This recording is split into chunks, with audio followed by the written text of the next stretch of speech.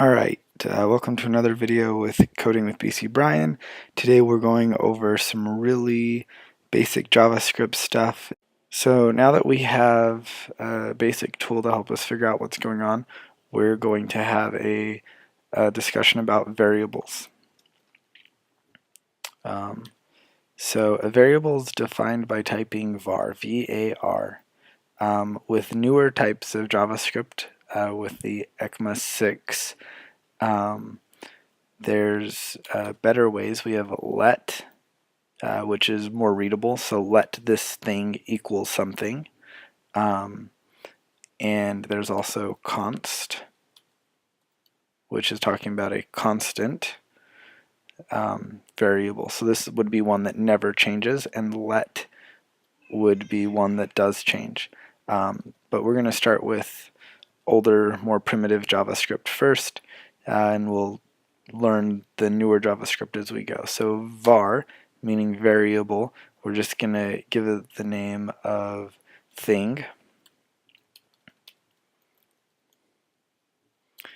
equals, and I don't know what it equals right now. Let's talk about what it could equal. JavaScript doesn't have really an idea of type when it comes to variables. Everything is technically an object, and within that object it has a type. So we don't ever have to define the type. It guesses at the type based on what we say. So if I put quotes and say string, I can do our console.log, and I can do this cool function called type of, and I can pass in thing.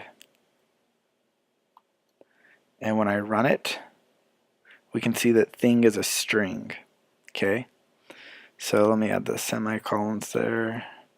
Now, since I've already declared var, or thing, as a variable, I don't have to keep declaring it. I can just tell it that it's going to be equal to something else.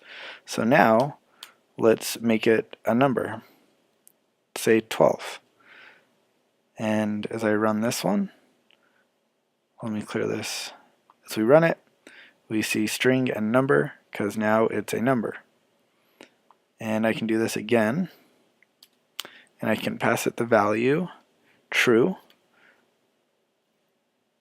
or I could do false, either one. This is called a boolean in the programming world, and if I clear this and run it, we'll get string, number, boolean.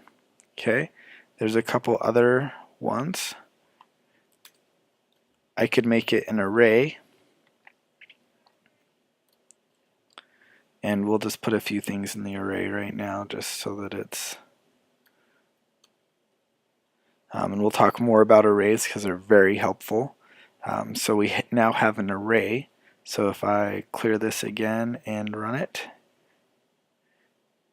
it says object. Interesting.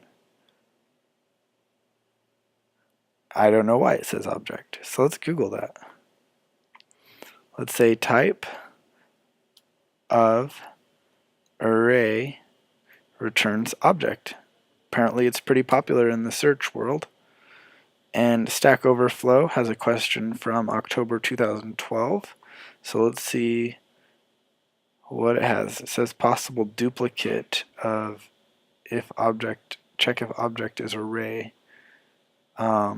So there's some answers here that we could look at, but I'm really interested, this is marked as a duplicate for sure, so we're gonna go to here. Oh, yep, this one has 1,000, whereas the other one had 20. So yeah, so this would probably be a more accurate one. And it says if object.prototype.string2.call some var equals alert array, or you could use type of to test if it is a string, or if you're not concerned about performance, you could just do a concat to a new empty array. So you probably don't understand half of what that's saying, and that's okay. But this is a good way of learning, is coming out here and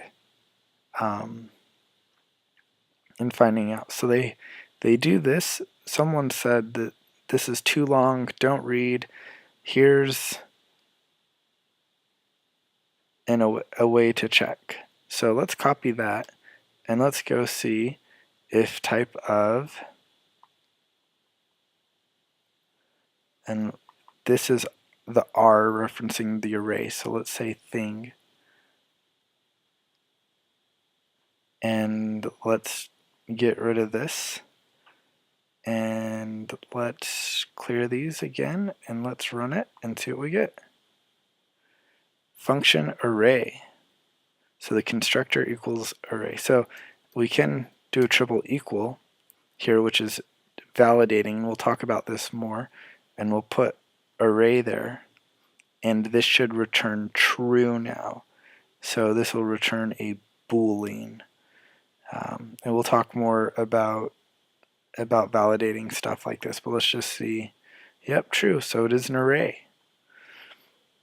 Now, we did see that one of the last times we did this, it returned object.